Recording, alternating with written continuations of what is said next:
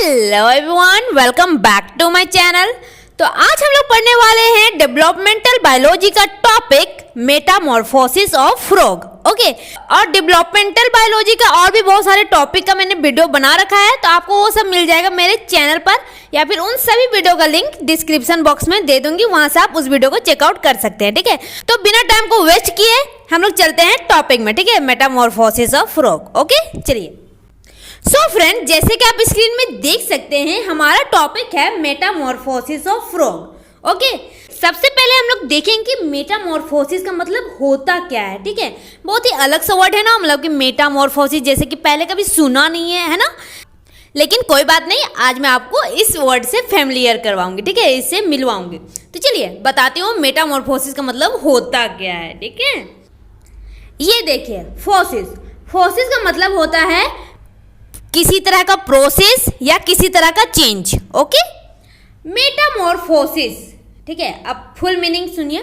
Metamorphosis का मतलब होता है किसी के बॉडी में बहुत ही बड़ा चेंज। ठीक है, किसी भी ऑर्गेनिज्म के बॉडी में बहुत ही बड़ा चेंज, उसे हम लोग बोलते हैं मेटामॉर्फोसिस। ठीक है, तो आज हम लोग पढ़ने वाले हैं फ्रॉग के बॉडी में क्या चेंज होता है। ठीक है, तो आप समझ गए मेटामॉर्फोसिस का मतलब क्या होता है, किसी ऑर्गेनिज्म के बॉडी में बहुत ही बड़ा चेंज। ओके, बहुत ही बड़ा चेंज होता है, उसे हम लोग बोलते हैं मेटामॉर्फोसिस। ओके, तो आज हम लोग पढ़ने वाले हैं फ्रॉग के बारे में। ठीक है, मेटामॉर्फोसिस ऑफ फ्रॉग के बॉडी में क्या क्या चेंजेस होते हैं, जब से वो एग से लेकर जब वो अडल्ट फ्रॉग बनता है तब तक के प्रोसेस में क्या क्या चेंजेस होते हैं उसके बॉडी में, आज हम वो पढ़ने वाले हैं। ठीक है, तो चलिए डेफिनेशन देख लेते हैं। यहां से देखिए, the transformation of larva into the adult is called Metamorphosis. जब एक लार्वा अडल्ट में चेंज हो जाता है तो उस प्रोसेस को हम लोग बोलते हैं मेटामॉर्फोसिस। है ना, कितना सिंपल है ना। सेकेंड पॉइंट देखिए, it involves all the physiological behaviour changes by which tadpole larva change into a young frog. Physiological changes मतलब शारीरिक, ठीक है, उसके शरीर में, उसके बॉडी में क्या क्या चेंजेस होते हैं, बिहेवियर, उसके खान पान में वो कैसे चलता है, ठीक है, उसके बिहेवियर में क्या चेंजेस होते हैं, वो होता है behaviour changes. Okay, by which tadpole larva, जब कोई फ्रॉग एग से बाहर निकलता है, ठीक है, उसका फर्स्ट स्टेज होता है ग्रोथ का, तो उस फर्स्ट स्टेज को हम लोग बोलते हैं टेडपोल लार्वा। ओके, तो टेडपोल लार्वा को यंग फ्रॉग बनने में बहुत ही उसके बॉडी में चेंजेस होते हैं, फिजियोलॉजिकल चेंजेस होते हैं, बिहेवियरल चेंजेस होते हैं। ठीक है, तो वो सभी हम यहाँ पर डिस्कस करेंगे। ओके, तो फर्स्ट पॉइंट आप समझ गए, सेकेंड पॉइंट आप समझ गए। ठीक है, तो मेटामॉर्फोसिस क्या होता है, जब कोई लार्वा अडल्ट फ्रॉग बनता है तो उस प्रोसेस को हम लोग बोलते हैं मेटामॉर्फोसिस। ओके, सेकेंड पॉइंट, और इस मेटामॉर्फोसिस के प्रोसेस में बहुत ही फिजियोलॉजिकल शारीरिक चेंजेस होते हैं, बिहेवियर चेंजेस होते हैं। ठीक है, उसके खान पान, चाल, ये सब, मतलब कि चलने फिरने के चाल में, ये सब में बहुत ही बड़े बड़े चेंजेस होते हैं। ठीक है, तो टेडपोल लार्वा यंग फ्रॉग बनने तक में बहुत ही बड़ा बड़ा चेंजेस होता है उसके बॉडी में। Okay, second point, first point आप समझ गए है ना। अब थर्ड पॉइंट देखिए। ठीक है, in the frog there is progressive metamorphosis in which a simple and aquatic herbivorous gill breathing and tailed larva is converted into an advanced terrestrial carnivorous tailless adult। Third point ये बोल रहा है कि एक frog में progressive Metamorphosis होता है। ठीक है, प्रोग्रेसिव मतलब कुछ अच्छा प्रोग्रेस होता है। ठीक है, कुछ अच्छा बदलाव होता है। ठीक है, जब वो टेडपोल लार्वा रहता है तो वो बहुत ही सिंपल रहता है। ठीक है, और वो एक्वाटिक रहता है, मतलब कि जो पानी में रहता है। ठीक है, पानी में तैरता है, पानी में रहता है। ठीक है, उसे हम लोग बोलते हैं एक्वाटिक, राइट। तो वो जो टेडपोल लार्वा रहता है वो बहुत ही सिंपल रहता है, एक्वाटिक रहता है और हार्बीवोरस रहता है, मतलब कि जो छोटे छोटे प्लांट्स रहते हैं वाटर में, पॉन्ड्स में, है ना, तो उन्हीं पर वो डिपेंड रहता है, इसलिए उसे हम बोलते हैं हार्बीवोरस। और गिल ब्रीथिंग, ठीक है, गिल ब्रीथिंग मतलब कि वो सांस लेता है गिल से। ठीक है, उसके बॉडी में गिल प्रेजेंट रहता है, उसी से वो अपनी ब्रीथिंग की प्रोसेस को कंप्लीट करता है। ठीक है, वो सांस लेता है। ठीक है, जिस तरह मछलियों में आपने देखा है ना गिल रहता है, उसी तरह टेडपोल लार्वा में भी गिल प्रेजेंट रहता है। और टेल लार्वा, टेडपोल लार्वा में टेल रहता है, ठीक है, पूंछ रहती है। इसी वजह से पूंछ के हेल्प से ही वो पानी में तैरता है ना, स्विम करता है। और वो टेडपोल लार्वा कन्वर्ट हो जाता है अडल्ट फ्रॉग में, ठीक है। तो उस अडल्ट फ्रॉग में क्या क्या चेंजेस होते हैं वो देखिए। एडवांस टेरेस्ट्रियल मतलब कि वो जमीन में भी घूमने लगता है ना, जमीन, आप जमीन में भी देखते होगे फ्रॉग उछलता है ना। तो वो एडवांस टेरेस्ट्रियल, टेरेस्ट्रियल मतलब जो जमीन में रहता है ना, जो धरती पर रहता है, ओके। और टेडपोल लार्वा वो बस वाटर में स्विम करता है। लेकिन जब वो टेडपोल लार्वा अडल्ट फ्रॉग में कन्वर्ट हो जाता है तो वो जमीन में भी, वो धरती पर भी रहने लगता है, ठीक है। और कार्निवोरस हो जाता है, मतलब कि वो जीव जंतु को खाने लगता है, ठीक है, नॉन वेजिटेरियन बन जाता है, ओके। और टेललेस अडल्ट हो जाता है। और आपने देखा होगा मेढक में क्या पूंछ होती है? नहीं, क्योंकि वो पूंछ डिसअपियर हो जाती है, ठीक है, वो टेल हट जाता है, ठीक है। जब वो अडल्ट फ्रॉग बन जाता है तब वो टेल हट जाता है उसके बॉडी से, ओके। तो आपको ये पॉइंट भी समझ में आ गया होगा, ठीक है।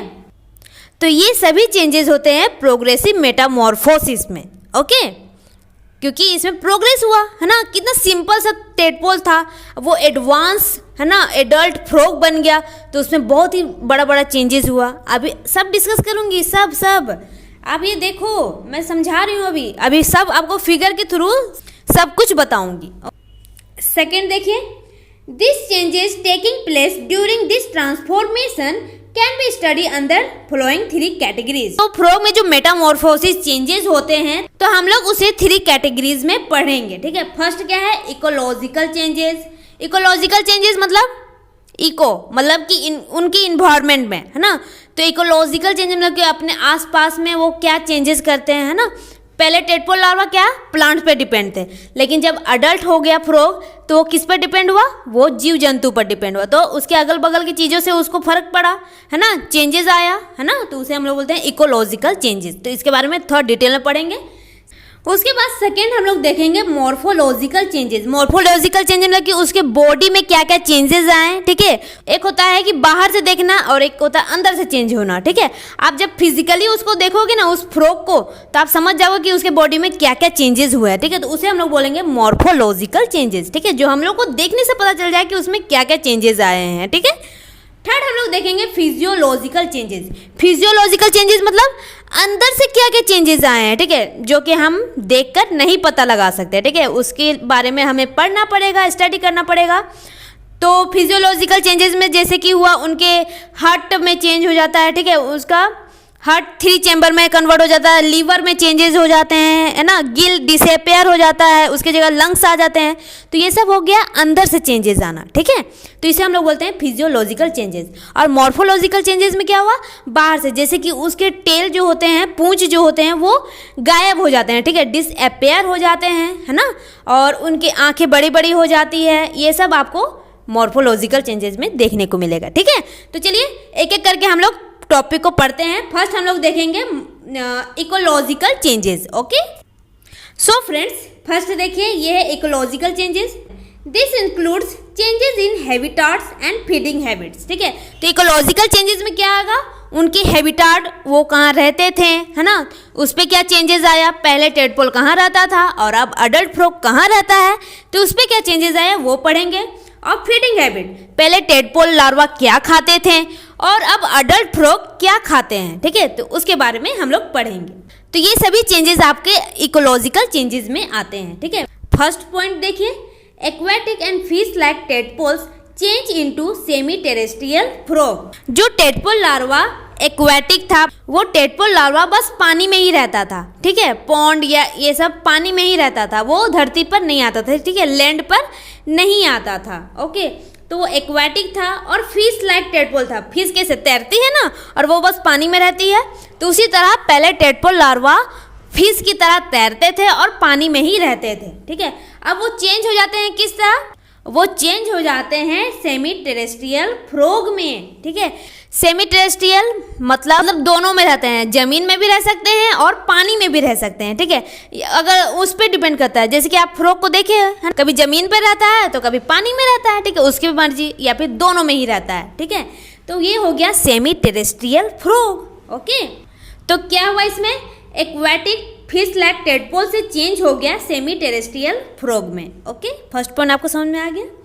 सेकेंड पॉइंट देखिए, the herbivorous tadpoles feeding on vegetable matters और plankton feeders change into carnivorous adult living on insects, worms, small frogs. Okay, जब वो टेडपोल लार्वा था तो हार्बीवोरस था, ठीक है, वो ग्रीन प्लांट्स पर डिपेंड था, ठीक है, स्मॉल स्मॉल प्लांट्स प्रेजेंट रहते हैं, है ना, वाटर में, पॉन्ड में, है ना, तो वो उसी को खाता था, ठीक है, जब वो टेडपोल लार्वा था तब वो वेजिटेबल मैटर्स खाता था, प्लैंक्टन्स खाता। प्लैंक्टन्स क्या होता है? छोटे छोटे प्लांट्स होते हैं, है ना, जो पॉन्ड में प्रेजेंट रहते हैं, सी, पॉन्ड, ये सब जो भी वाटर एरिया है उसमें प्रेजेंट रहते हैं, ठीक है, तो बस उन्हीं को खाता था। तो अब क्या हुआ, जब वो फ्रॉग बन गया, जब वो अडल्ट फ्रॉग बन गया तो क्या हुआ, वो कार्निवोरस बन गया, ठीक है, कार्निवोरस मतलब कि छोटे छोटे इंसेक्ट्स खाने लगा, वॉर्म्स खाने लगा, स्मॉल स्मॉल फ्रॉग को वो खाने लगा, ठीक है, उनको अपना फूड बनाने लगा, ठीक है। तो इस पॉइंट में क्या बोला गया है कि हार्बीवोरस टेडपोल कन्वर्ट हो गया अडल्ट फ्रॉग में और वो क्या बन गया, कार्निवोरस बन गया, है ना, कितना सिंपल था। थर्ड पॉइंट देखिए, changes from aquatic mode of respiration by gills to terrestrial by lungs mode of respiration, कि जब वो एक्वाटिक में था, जब वो पानी में रहता था तो वो रेस्पिरेशन किसके थ्रू करता था, बाय गिल्स, है ना, जिस तरह फिश में प्रेजेंट रहती है ना गिल्स, है ना, आपने देखा होगा फिश में गिल्स प्रेजेंट रहते, उसी के थ्रू फिश रेस्पायर करते हैं, है ना, तो उसी तरह जब वो टेडपोल लार्वा था एक्वाटिक मोड में वो रहता था तो वो एक्वाटिक मोड ऑफ रेस्पिरेशन करता था बाय गिल्स। ओके, लेकिन जब वो कन्वर्ट हो गया अडल्ट फ्रॉग बन गया तब वो टेरेस्ट्रियल मोड ऑफ रेस्पिरेशन करने लगा, ठीक है, वो लंग्स के थ्रू रेस्पायर करने लगा। ओके, तो थर्ड पॉइंट आपको समझ में आ गया होगा। नेक्स्ट हम लोग देखेंगे मॉर्फोलॉजिकल चेंजेस। ये देखें, the changes in structure of tadpole during metamorphosis are grouped into 3 category. तो टेडपोल के स्ट्रक्चर में जो भी चेंजेस आते हैं उन्हें हमने 3 कैटेगरीज में ग्रुप्ड किया है, ठीक है। फर्स्ट देखिए रेग्रेसिव चेंजेस, सेकेंड देखिए प्रोग्रेसिव चेंजेस, थर्ड देखिए रीमॉडलिंग। ओके, क्या होता है अभी आपको क्लियर हो जाएगा।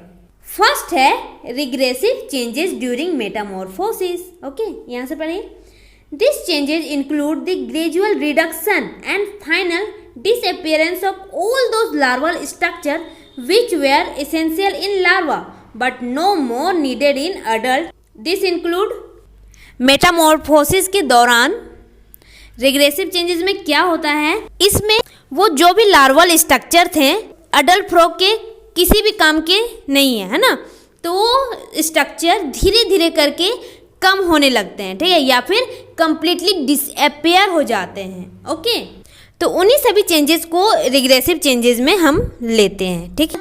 तो ऐसे कौन कौन सी चीज़ है जो चेंज हो जाते हैं तो वो देखते हैं। सो फ्रेंड, यहाँ देखिए, आपको इस फिगर में क्लियर हो जाएगा कि क्या होता है टेडपोल, है ना, क्या होता है टेल, कैसा होता है टेल, कैसा दिखता है टेडपोल, कैसा दिखता है फ्रॉग, ये सब कुछ क्लियर हो जाएगा, ठीक है। तो आप इस फिगर को देखिए, ये देखिए फर्स्ट स्टेज में क्या हुआ कि फ्रॉग ने एग लेज किए, ठीक है, उन्होंने एग प्रोड्यूस किया, ये देखिए, है ना, ये देखिए एग है, एग से हमारा निकला टेडपोल, ये देखिए फर्स्ट लार्वल स्टेज। ओके, तो ये टेडपोल है, टेडपोल धीरे धीरे ग्रो किया, सेकेंड ये नेक्स्ट स्टेज है ना, ये आप देख सकते हैं। उसके बाद ये फ्रॉग ग्रो हो रहा है, उसके बाद वो अडल्ट फ्रॉग बन जाएगा, ठीक है, और वो फिर से एग ले करेगा। तो ये होता है फ्रॉग का लाइफ साइकिल। ओके, ये देखिए ये है टेडपोल, ठीक है, ये देखिए ब्लैक कलर में दिख रहा है आपको, और ये देखिए इस पे टेल है ना, इसका यहाँ टेल है, ये देखिए। ओके, तो आप देख लिए टेडपोल कैसा दिखता है, और ये देखिए थोड़ा बड़ा हुआ तो कुछ कलर चेंज हो गया, और इसमें टेल में एक और थोड़ी सी पतली सी लेयर आपको दिखने को मिल रहा है ना, आप देख सकते हैं। तो इसे हम बोलते हैं टेल फिन। ओके, आप समझ गए टेल क्या होता है, टेल फिन क्या होता है ना। उसके बाद देखिए ये फ्रॉग ग्रो हो रहा है, तो यहाँ पर भी ये धीरे धीरे करके डिसअपियर हो जाएगा इसका टेल। ओके, और ये फाइनल बन गया अडल्ट फ्रॉग, है ना, तो ये फिर से प्रोड्यूस कर सकता है एग, ठीक है। तो होप सो आपको समझ में आ गया होगा कि टेडपोल लार्वा कैसा दिखता है ना, अडल्ट फ्रॉग कैसा दिखता है, उसके एग कैसे दिखते हैं। हाँ, तो फर्स्ट देखिए टेल, ठीक है, पूंछ। ओके, टेडपोल में जो पूंछ प्रेजेंट रहता है ना, फ्रॉग में वो पूंछ एब्सेंट रहता है, ठीक है, डिसअपियर हो जाता है, गायब हो जाता है ना। टेडपोल में पूंछ क्यों प्रेजेंट रहता है? क्योंकि वो स्विम कर सके, है ना, वो क्योंकि वाटर में रहता है, राइट, तो वो उसके स्विम करने के लिए हेल्प होता है उस टेल के थ्रू। ओके, इस वजह से टेडपोल में टेल प्रेजेंट रहता है।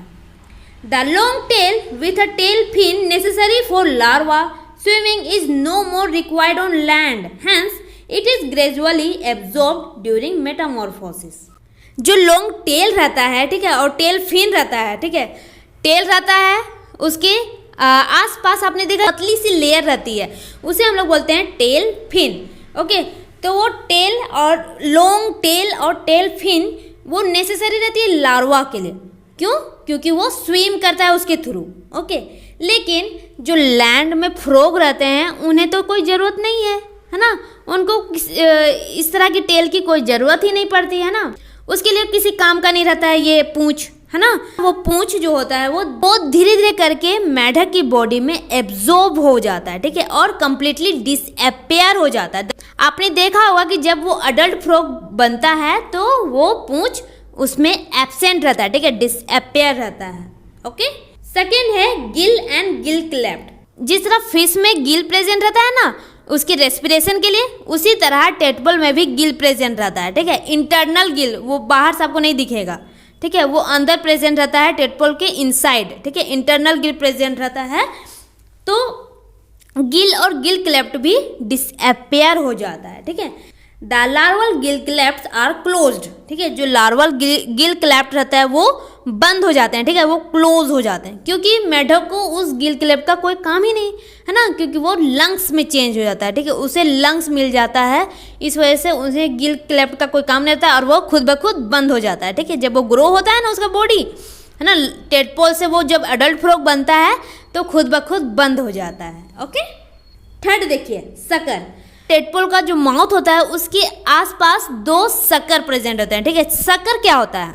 सकर आपको इंसेक्ट में ही देखने को मिलेगा, ठीक है, एनिमल्स इंसेक्ट इसी में ही देखने को मिलेगा, क्योंकि उसके थ्रू वो किसी चीज़ को सक करते हैं, ठीक है, मतलब कि चूसते हैं, तो उसे हम बोलते हैं sucker. Okay, the larva sucker completely disappear, और ये सकर टेडपोल लार्वा में प्रेजेंट रहता है, ठीक है, वो कम्प्लीटली डिसअपियर हो जाता है जब वो अडल्ट फ्रॉग में कन्वर्ट होता है। ओके, नेक्स्ट है जो। जो उसके चेहरे में जो होता है ना, जो आप समझ रहे हो, जो, तो वो जो क्या होता है? The horny projection from lip of tadpole and also the horny teeth are shed of.